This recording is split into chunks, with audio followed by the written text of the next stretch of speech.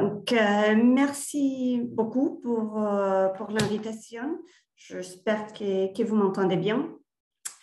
Et donc, la séance d'aujourd'hui porte sur les inégalités dans les marchés du travail et plus précisément sur les inégalités entre femmes et hommes sur le marché du travail. Donc, je pense que pour les économistes, comprendre les inégalités des revenus, et en particulier des revenus du travail, est une question fondamentale. Comment est-ce que la richesse est distribuée dans un pays? C'est quelque chose qui nous intéresse depuis un siècle et demi. Et ces dernières années, on a poser les questions d'une façon différente et c'est sur ça qu'on va parler aujourd'hui. Donc, les inégalités dans les marchés de travail s'expliquent en grande partie par les domaines d'activité dans lesquels les individus travaillent, par les niveaux d'études, par les temps de travail. Mais on continue à voir qu'il y a une partie importante de ces inégalités qui reste ce qu'on appelle inexpliqué par ces facteurs et qui est, d'un point de vue statistique, attribué à des caractéristiques des travailleurs tels que les genres, l'ethnie, les statuts d'immigrés. C'est pas seulement ça, mais on voit aussi que dans les facteurs traditionnels, comme le niveau d'études et les domaines d'activité, ces caractéristiques sont importantes parce qu'elles sont corrélées avec ces facteurs que je viens d'évoquer. Et donc, la question que je voudrais poser aujourd'hui, c'est pourquoi on voit ces différences et quels sont les outils que les économistes ont mis en place pour les expliquer. Je vais examiner les hypothèses qui ont été mises en place ces dernières années et la plupart de mon analyse va se centrer sur les inégalités salariales entre hommes et femmes, mais je vais parler un peu aussi du choix des métiers ou des promotions parce que bien sûr, ce sont des facteurs qui sont reliés aux inégalités salariales. Je vais aussi dire que je vais parler des genres, mais une grande partie des arguments que je vais évoquer s'appliquent à d'autres minorités. Ce sont des arguments qui sont importants pour les différents groupes ethniques, pour les groupes religieux, pour les différences entre des individus nés dans les pays et des immigrés. Donc, mes exemples vont être sur les genres, mais beaucoup de ces théories peuvent s'appliquer pour des autres groupes qui ont des résultats différents dans les marchés du travail. Je vais commencer avec quelques faits empiriques pour un peu cadrer la discussion et après je vais parler dans la plupart de ma présentation sur quelques faits explicatifs, quelques mécanismes explicatifs en divisant ces mécanismes en trois grands groupes. D'abord les mécanismes traditionnels que peut-être vous savez déjà vus dans les cours que vous avez pu suivre, comme l'éducation. Après, je vais parler des aspects très importants, les structures des emplois et la discrimination, sur lesquels il y a eu beaucoup de travail depuis plusieurs décennies. Et je vais finir avec ces facteurs explicatifs qui prennent de plus en plus d'importance pour les économistes, qui sont les normes sociales et les rôles de la socialisation, plus généralement. Alors, est-ce que... Voilà. Bon. Donc, je commence avec quelques chiffres sur les inégalités des revenus salariés. Et je vous présente trois types d'inégalités pour vous montrer qu'effectivement, on peut réfléchir aux inégalités dans le marché du travail selon différentes dimensions.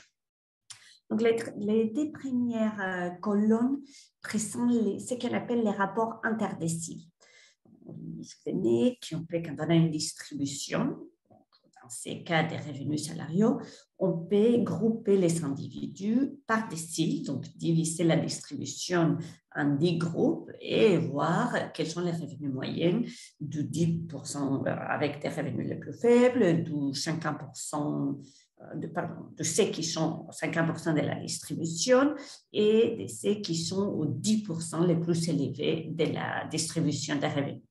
Et donc, le premier chiffre qu'on a, la première colonne, présente les rapports entre ceux qui gagnent, ceux qui ont les revenus les plus élevés, qui sont dans les 90% de la distribution, ce sont les 10% des salaires qui sont les plus élevés, par rapport à ceux qui gagnent, ceux qui sont dans les plus bas de la distribution, donc dans les 10% les plus bas.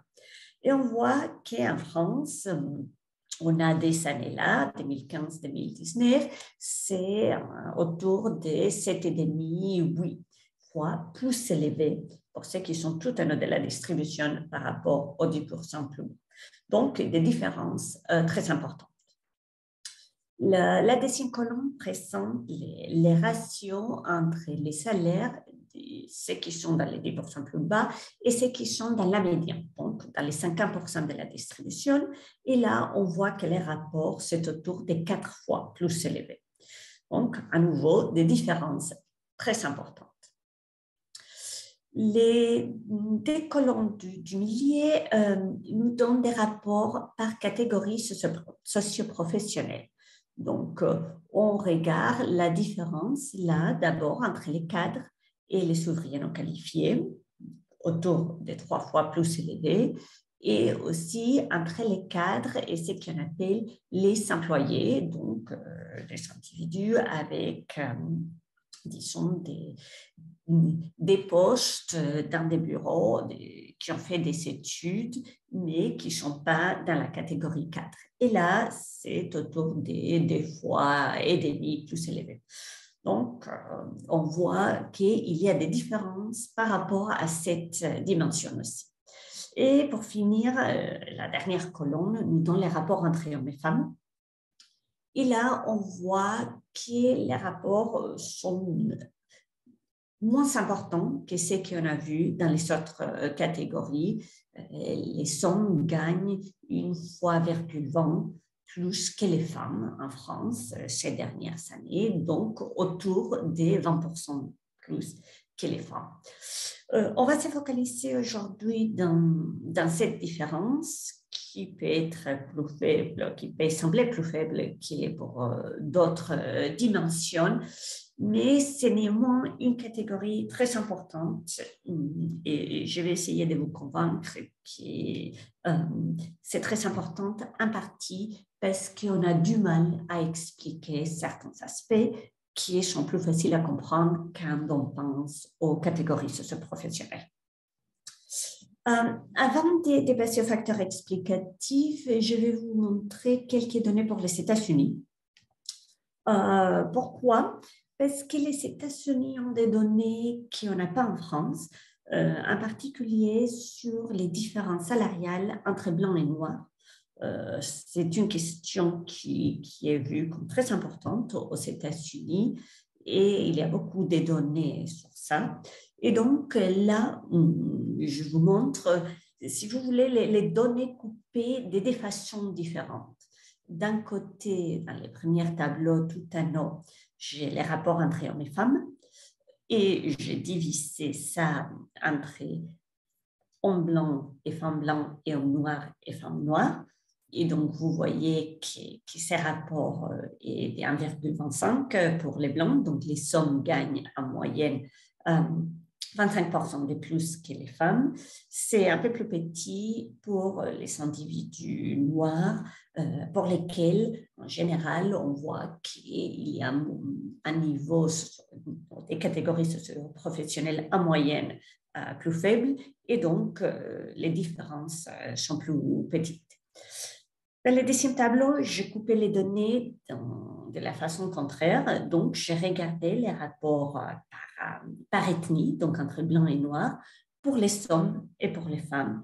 Et on voit que les différences sont beaucoup plus importantes pour les hommes, autour de 40%, que pour les femmes, où on a une différence autour de 25%. Donc, ce que je vais évoquer avec ces données est qu'avec les données françaises, je ne pourrais pas parler de ce type de différences par ethnie parce que ces données n'existent pas en France, mais c'est une dimension très importante et dans d'autres pays, on utilise les mêmes arguments, les mêmes facteurs explicatifs pour essayer de comprendre ces différences que je vous montre ici. D'un point de vue historique, quand on pense à la situation des hommes et des femmes dans les marchés du travail, ce qui est important, c'est qu'il y a eu quand même un degré de convergence énorme au fil du temps. Donc, si on regarde un siècle, dans un grand nombre de pays, les pays les plus riches, on a vu beaucoup de convergences en termes de participation dans les marchés du travail, emploi, part de travail, salaire, niveau d'éducation, choix professionnel. Et ici, je vous montre, je vais déplacer ça.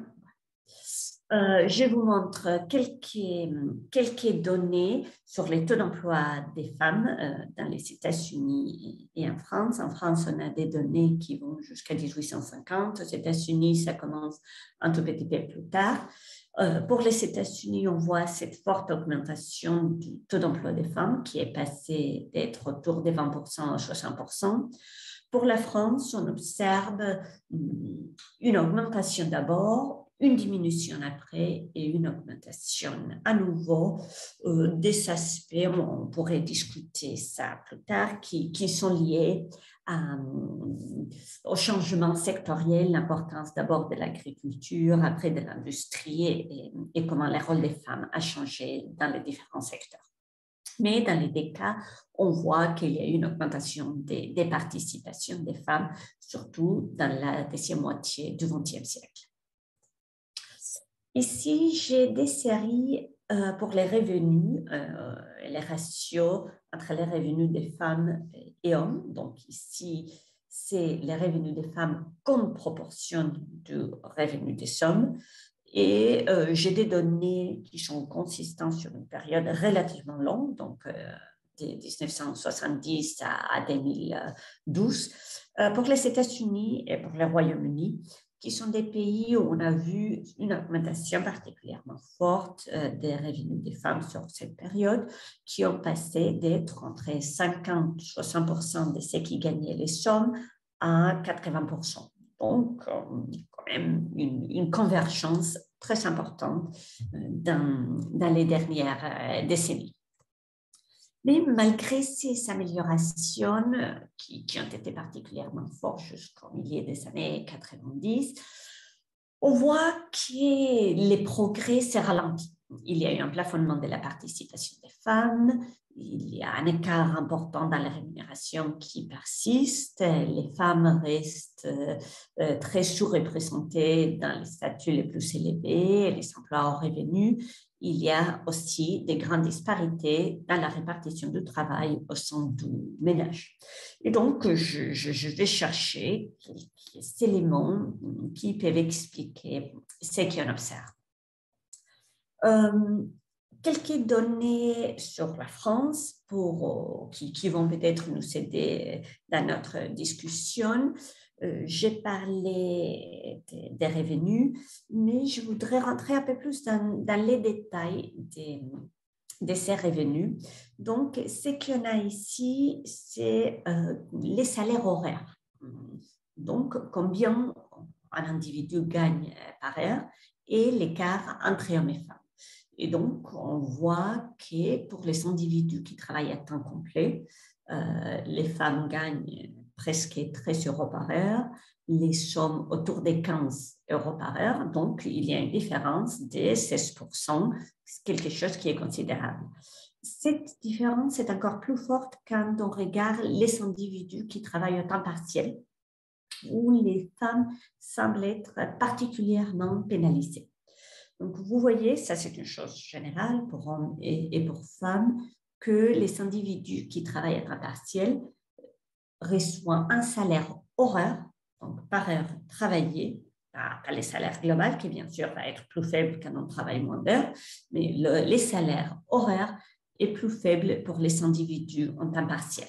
C'est ce qu'on appelle la décote horaire liée au temps partiel, qui est importante, mais qui est particulièrement importante pour les femmes. Elle est de 8% pour les hommes, de 12% pour les femmes.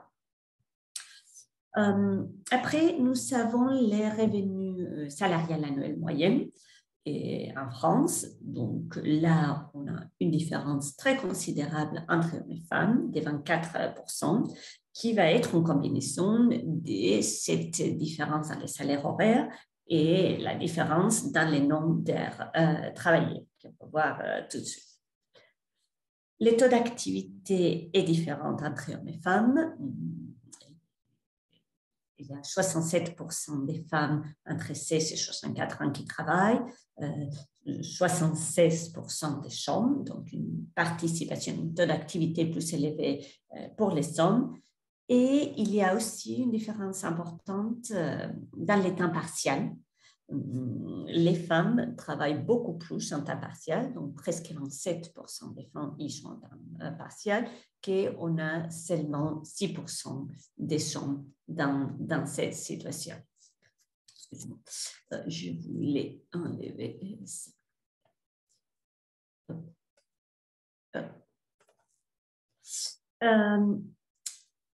Très importante dans les facteurs explicatifs, c'est le temps consacré aux activités productives et aux activités professionnelles. Donc ici, c'est que j'ai défini comme activité productive et les temps de travail rémunérés, donc le temps qu'on passe dans son emploi, mais aussi les activités productives au sein du ménage. Ça peut être cuisine, garde d'enfants, ménage, etc. Et donc, on a des informations sur des aspects, heures travaillées par jour et heures travaillées par jour dans un emploi et heures travaillées par jour à l'intérieur du ménage dans ses activités productives. Et ce qui est importante pour moi ici, c'est de voir que les hommes et les femmes travaillent plus ou moins autant d'heures, donc 6h31 pour les femmes, 6h19 par jour pour les hommes, donc les femmes travaillent un tout petit peu plus, mais la part des activités professionnelles est beaucoup plus faible pour les femmes. 39% des ces heures sont rémunérées pour les femmes et le reste, c'est du travail au ménage. Et 60% de ces heures sont rémunérées pour les hommes et le reste, c'est le travail au sein du ménage. Donc, une différence très importante dans la quantité de temps que hommes et femmes vont passer dans ces activités.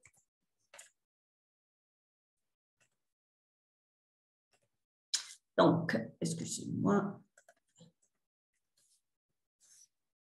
On va passer maintenant aux éléments explicatifs. Et donc, je vais commencer par ce qui est peut-être évident pour tous, qui est les progrès technologiques. Donc, le progrès technologique a été fondamental, d'abord parce qu'il a augmenté la proportion d'emplois dont la force physique n'est pas nécessaire. C'est une différence physiologique entre hommes et femmes très importante. Et donc, la réduction de l'importance de cette force physique a permis aux femmes d'avoir l'accès à beaucoup plus d'emplois parce que ces différences physiologiques sont devenues moins importantes. Mais il y a des aspects technologiques plus fins, si vous voulez, qui ont été aussi fondamentaux. D'un côté, il y a les avancées médicales qui ont donné la liberté professionnelle aux femmes. D'un côté, il y a eu la contraception qui a permis le contrôle de la fertilité et donc la réduction de la fertilité qu'on a observé dans les pays à haut revenu depuis plusieurs siècles, mais aussi des aspects comme l'apparition des substituts à l'allaitement maternel qui ont permis de reprendre une carrière plus rapidement après avoir eu un enfant. Donc, ce sont des facteurs médicaux qui ont donné une certaine liberté de choix aux femmes. Il y a aussi les progrès technologiques pour les tâches ménagères et pour les possibilités des gardes d'enfants. Donc, la production domestique est beaucoup plus facile quand on a des réfrigérateurs et des machines à laver que quand on doit faire des courses tous les jours parce qu'on ne peut pas conserver les aliments pendant plusieurs jours à la maison. Donc, ça a permis une réduction des demandes sur les femmes pour le ménage, mais aussi l'apparition des substituts sur les marchés pour la garde d'enfance, qui est très importante, mais aussi une douche d'air et pas préparée, des aides pour s'occuper des personnes âgées, qui était toujours un aspect très important du travail des femmes dans les ménages. Donc, les progrès technologiques a été un facteur fondamental. Mais une fois qu'on accepte ça, on essaye comme économiste d'aller plus loin. Et la première explication que les économistes ont donnée était basée sur l'accumulation de ce qu'on appelle les capital humains. Le capital humain définit comme les capacités productives de l'individu qui vont venir de deux choses. D'un côté, l'éducation formelle, donc les diplômes obtenus, mais d'un autre côté, ce qu'on apprend au fur et à mesure quand on réalise une activité. Et donc, l'expérience qui peut être l'expérience au sein du ménage, si on cuisine plus, on cuisine mieux, mais l'expérience aussi dans le monde professionnel, parce qu'avec l'accumulation d'années de travail, on va devenir plus doué, plus expert pour faire certaines tâches et donc ça va augmenter notre capacité productive et les rémunérations. À ça s'ajoutent des facteurs très importants. Un est la discrimination. Je vais passer un petit peu de temps à parler de ça. Et l'autre est les structures des emplois et des industries dans lesquelles les hommes et les femmes vont travailler. Et plus récemment, les économistes se sont tournés vers des explications basées sur les normes sociales et les facteurs psychologiques qui, je vais dire un peu plus tard, ont beaucoup enrichi les types d'analyses qu'on peut faire. Donc, si on parle d'éducation et des salaires, la première chose à remarquer, c'est que les diplômes obtenus est fondamental. Je vais éliminer ça, non.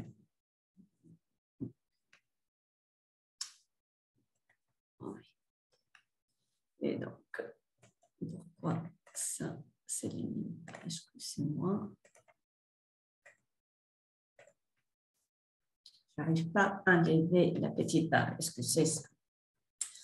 Donc, je disais, pour comprendre les différences des salaires, on commençait par l'éducation. Et donc là, je vais vous montrer la différence des salaires en France par rapport au niveau d'éducation. Donc, la première barre que j'ai, c'est les brevets des collèges. Donc, j'ai normalisé ça à 1. Et après, j'ai 3 autres diplômes. Et je vous montre à quel point les diplômes augmentent en pourcentage les salaires. Donc, avoir un bac en moyenne dont des revenus salariales 6% plus élevés que les brevets de collège, une licence 59% plus élevée et un master ou plus 134%. Donc, c'est plus du double qu'un brevet de collège. Donc, ça sont des faits très bien établis en France comme ailleurs, l'importance de l'éducation. Si on revient aux différences entre hommes et femmes, alors là, ce qu'on a, c'est que les dernières décennies ont vu pas seulement un rattrapage des femmes aux hommes, mais un avantage pour les femmes. Donc, à partir du milieu des années 80, 1980, les femmes ont commencé à être plus diplômées qu'elles sont. Donc là, j'ai les taux bruts d'inscription dans l'enseignement supérieur et aujourd'hui, en France, il y a plus de femmes inscrites dans l'enseignement supérieur, il y a plus de femmes diplômées que des hommes. Donc, un rattrapage très important qui a, si vous voulez, éliminé l'éducation comme facteur explicatif pour les différences entre hommes et femmes. Et donc, pour vous montrer ça, je vais faire une décomposition de l'écart des revenus entre hommes et femmes en France. Donc, je vous ai dit avant que l'écart des revenus salariaux mensuels, c'est autour de 24%. Donc, pour 2012, c'est l'année pour laquelle je fais cette décomposition, c'était 24,5. Et on a trois gros facteurs explicatifs là. D'abord, on a la durée du travail et la décote par temps partiel que j'évoquais avant. Donc, les femmes travaillent moins d'heures par mois et travaillent plus souvent en temps partiel qu'on a vu et pénalisé un revenu horaire. Et ça explique presque 11 points de pourcentage, 10,9 sur ces 24,5 que j'avais. On a une autre partie expliquée par l'écart d'éducation et la ségrégation par secteur et poste. Et ça, c'est autour de 7%. Et on a une partie qui est ce qu'on appelle la partie non expliquée, qu'on ne peut pas attribuer à ces facteurs qui contribuent sur 6 points de pourcentage. Ce qui est important est que tous ces facteurs ont un impact négatif sur les revenus des femmes, souvent, qui est l'écart d'éducation. Et donc, en effet, c'est le seul facteur qui réduit l'écart salarial. Si les femmes avaient eu en France en 2012 le même niveau d'éducation que les hommes, l'écart salarial aurait été plus élevé d'un point. Il aurait été 25,5% au lieu de 24,5%. Donc, ces rattrapages que j'évoquais avant a été très important historiquement et aujourd'hui favorisent les femmes dans les marchés du travail. Donc, revenons sur des autres questions. Une, j'ai dit, c'est les structures des emplois. Donc, les femmes et les hommes travaillent dans des secteurs et dans des industries différentes.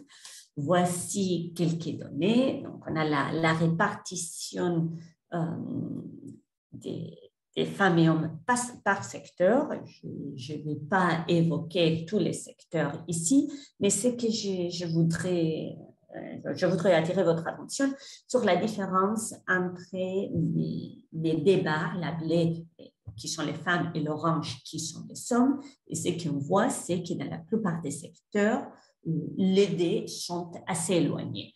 En commerce, la deuxième par la gauche, les hommes et les femmes participent d'une façon assez proche, mais dans l'industrie, il y a beaucoup plus d'hommes, dans les sociales, il y a beaucoup plus de femmes. Et donc, si ces types d'emplois ont des rémunérations différentes, une grande partie de la différence salariale observée viendra du choix d'emploi. Et c'est ça qu'on voyait avant dans les données quand je disais que c'était un facteur explicatif majeur. Est-ce qu'on doit se contenter en disant que comme les femmes et les hommes travaillent dans des emplois différents, ils ont des rémunérations différentes? Je ne suis pas sûre. Et donc, sur cette différence importante qui est autour de 7 points de pourcentage, on voudrait comprendre pourquoi on a ces différences. Et il y a des façons de poser cette question. D'un côté, on peut se poser la question de si les femmes choisissent de travailler dans des secteurs moins rémunérés ou si c'est plutôt le contraire. Aussi, pour quelques raisons, nos sociétés décident de payer des salaires plus faibles dans les secteurs où il y a surtout des femmes qui travaillent. Ce qu'on appelle les secteurs féminisés. Oui, est-ce que les femmes vont vers les secteurs féminisés qui sont moins rémunérés ou est-ce que quand un secteur est féminisé, on décide, si vous voulez, socialement, de moins rémunérer ce type d'emploi, ces secteurs. On a aussi une autre question qui est très importante, qui est pourquoi les femmes et les hommes choisissent ces emplois différents et à quel point il vient du choix d'études. Et peut-être, vous avez suivi un peu les débats ces derniers mois sur la réduction du nombre d'élèves en maths suite à la réforme du bac, et en particulier la réduction du nombre des jeunes femmes qui suivent les maths au lycée et les implications que ça pourrait avoir pour les choix d'études dans le futur et les choix d'emploi. Et donc, on voudrait comprendre d'où vient ce type de différence. La question que je vais me poser maintenant est l'importance de la discrimination entre hommes et femmes dans les marchés de travail. Donc, on peut tous penser, on a tous une idée intuitive de ce qu'est la discrimination. Les économistes, en général, on la définit comme l'évaluation sur les marchés des caractéristiques personnelles du travailleur qui ne sont pas liées à la productivité. Donc, les sexes, le genre est un facteur, mais l'ethnie, la religion, les statuts d'immigrants peuvent l'être aussi. Et donc, les économistes distinguent traditionnellement entre la discrimination par goût et la discrimination statistique. La discrimination par goût est l'idée que moi, je n'aime pas un certain type de personnes. Je n'aime pas les personnes qui s'habillent en bleu. Et donc, je ne vais pas employer des personnes qui s'habillent en bleu. Ce n'est pas une explication très intéressante. On a beaucoup lutter contre ça socialement et à travers des lois. Mais ce qui est plus important pour les économistes, c'est l'idée de discrimination, ce qu'on appelle statistique. Pourquoi? Bon, parce que l'idée avec la discrimination statistique, c'est que certaines caractéristiques, comme le fait d'être femme, peuvent donner des informations utiles à un employeur quand on a de l'information imparfaite. Qu'est-ce que je veux dire par information imparfaite? Peut-être on voudrait, comme employeur, connaître les vraies caractéristiques d'un individu, mais c'est très coûteux. Et donc, ce que les employeurs peuvent faire, c'est faire des suppositions éclairées. Et c'est dire, bon, je ne sais pas si cette personne est très motivée dans son travail ou si il ou elle va vouloir travailler les soirs, mais je vais utiliser des caractéristiques que j'ai pu observer, le fait d'être homme ou femme qui est visible immédiatement, et je vais me poser la question de si elles sont corrélées avec ces caractéristiques qui m'intéressent. L'individu est prêt à travailler les soirs et rester tard au boulot. Et donc, s'il y a une corrélation, du point de vue de l'employeur et statistiquement, c'est rationnel de traiter d'une façon différente les hommes et les femmes, même s'il n'a pas un goût particulier pour, disons, les hommes. Et je vais vous donner un exemple pour ça. Imaginez que j'ai un cabinet de conseil informatique et que je vais embaucher quelqu'un qui travaille sur l'assistance aux entreprises et je sais que les problèmes dans les entreprises peuvent se révéler en fin de journée. Les clients voudraient que tout soit résolu pour le lendemain et donc je vais des individus qui sont prêts à travailler les soirs.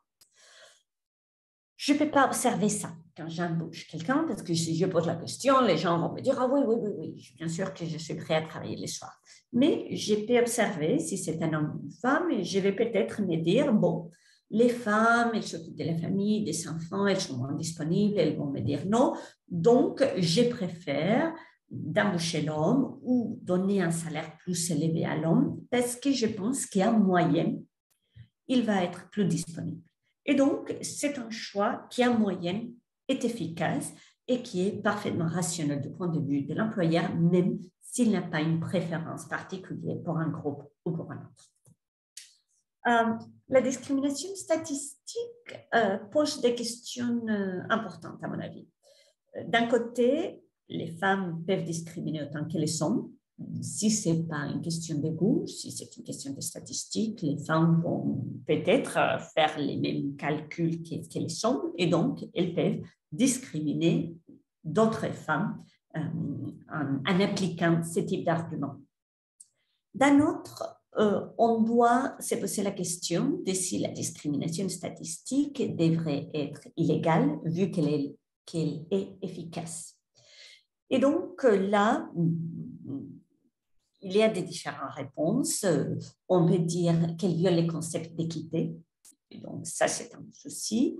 Mais aussi, elle va contre l'idée suivante qui est pourquoi est-ce que je dois être traitée selon ce que les autres femmes choisissent de faire. Je voudrais comme individu être traitée selon mes décisions dans les marchés du travail et pas selon une vision de ce que les femmes font en moyenne. Tout ça veut dire que c'est très difficile de faire une différenciation entre la discrimination statistique qui est acceptable et quand elle est inacceptable. Je vais là vous donner un autre exemple. Imaginez, pensons à des joueurs, des jeunes joueurs de foot. Le PSG va à Madrid, ma ville, chercher des jeunes joueurs. Il regarde quelques individus jouer. Et il y a des jeunes garçons qui ont eu les mêmes performances lors des tests qu'ils ont fait. On ne peut pas passer beaucoup de temps à les regarder une fois, une autre fois, mais on a certaines informations. L'un a été entraîné avec l'équipe des jeunes du Real Madrid, que vous connaissez tous, et l'autre dans les petites équipes de ma ville, le Rayo Vallecano, qui n'est pas la même catégorie. Qui sera meilleur en moyenne? Bien sûr, celui qui a passé du temps au Real Madrid.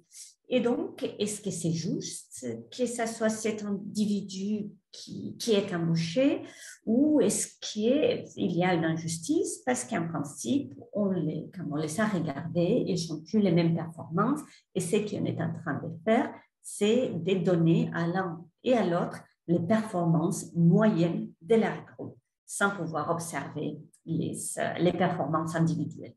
Et donc, il y a une grosse question sur la justice de ce type de situation et quand est-ce que ce type de discrimination est justifié et quand elle ne l'est pas. Donc, discrimination, un facteur très important qu'on n'a pas encore complètement compris, mais il y a beaucoup de situations où on a beaucoup d'informations et on sait qu'il n'y a pas de discrimination entre hommes et femmes. Et malgré ça, on observe toujours des comportements différents. Et donc, les économistes se sont tournés vers des facteurs psychologiques et sociopsychologiques pour essayer d'aller un tout petit peu plus loin. Qu'est-ce que je veux dire avec ça? Donc, là, on a commencé à parler des questions des traits, des attributs qui semblent différer systématiquement entre hommes et femmes. On voit dans beaucoup d'études qu'il y a une différence dans les préférences vers les risques. Les femmes, en général, prennent moins de risques que les hommes. Les femmes ne semblent pas avoir les mêmes attitudes vers la compétition, vers la négociation. Et donc, on parle de ces facteurs comme des facteurs psychologiques, parce que les psychologues les ont bien identifiés, mais en économie, on les appelle souvent des facteurs sociopsychologiques. Pourquoi? Parce qu'on n'arrive pas à comprendre encore à quel point ces facteurs viennent de ce qu'on pourrait appeler la nature, sont des traits biologiques innés, ou des traits culturels, ou des traits sociaux, où hommes et femmes se comportent selon ce qui est attendu d'eux. Et on voit que ces facteurs sont importants. Et là, je vais évoquer une étude que j'ai faite récemment sur les promotions en France en sciences économiques pour les passages des maîtres, maîtresses de conférences à professeurs, où on voit que la probabilité d'être promu est des fois plus élevée pour les hommes que pour les femmes. Et ce qu'on avait regardé est à quel point les femmes n'étaient pas promues parce que quand étaient candidates à une promotion, les jurys décidaient de ne pas les promouvoir. Et là, on ne trouvait pas de différence. Candidat homme, candidat femme, la probabilité d'être promu était la même. La différence était que les femmes ne se portaient pas candidates. Et donc, là, on doit se poser les questions de pourquoi des femmes qualifiées choisissent de ne pas chercher des promotions, d'aller plus loin en rentrant dans un concours, et est-ce que c'est un goût, un moindre goût pour la compétition qui amène aux femmes à dire non, je ne vais pas me battre pour cette promotion. Donc, dans ce type de situation, ce qui vient tout de suite en tête comme facteur explicatif sont les normes sociales. Et les normes sociales sont en train de prendre de plus en plus de place dans les explications proposées par les économistes. Donc, d'abord, les normes sociales, c'est quelque chose qui vient de la socialisation et qui sont apprises dès le plus jeune âge et qui peuvent avoir des effets sur plusieurs niveaux, mais qui sont très utiles pour nous comme les économistes parce qu'elles peuvent nous aider à expliquer des comportements qui ne semblent pas être efficaces. Comme ce que je viens de décrire, pourquoi des femmes qualifiées ne cherchent pas des promotions quand elles ont les mêmes aptitudes que leurs collègues hommes qui cherchent d'être promus. Et donc, quand on parle des normes sociales, il y a des questions très importantes qui sont un peu nouvelles en économie, qui est l'idée d'identité. Donc, l'identité, c'est quelque chose qui est défini comme les sentiments de soi et les sentiments d'appartenir à une ou plusieurs catégories sociales. Donc, elle implique une vision de comment on doit se comporter, parce que les personnes de cette catégorie, ce genre, cette ethnie, cette religion, cette nationalité, doivent socialement se comporter d'une façon particulière, mais pose aussi un problème énorme parce que la plupart d'entre nous ont plus d'une identité, ont plus d'une facette, et donc ce qui est difficile à comprendre est quelle facette va dominer. Par exemple, si on pense à moi, à Cécilia, je suis quoi? Est-ce que je suis prof? Est-ce que je suis mère? Est-ce que je suis femme? Est-ce que je suis femme au ménage parce que je fais les ménages chez moi, comme beaucoup d'entre vous? Est-ce que je suis espagnole? Et donc, il y a cette pluralité d'identités qui va créer des conflits dans les comportements et notamment dans le monde du travail. Mon identité comme professeur d'université, mon identité comme mère de famille, etc. Et donc là, ce que les économistes essayent de faire est de s'appuyer sur des études en psychologie qui montrent qu'on s'attend quelques comportements chez les femmes, chez les filles. Elles doivent être plus dociles, plus généreuses, plus maternelles. Les garçons et les hommes doivent avoir plus de confiance en soi, doivent être plus compétitifs, plus agressifs. Et donc, ces expectatives qui pourront, et beaucoup d'entre nous, on pense, ont en origine sociale construite, vont avoir un impact très important sur les décisions dans les marchés de travail.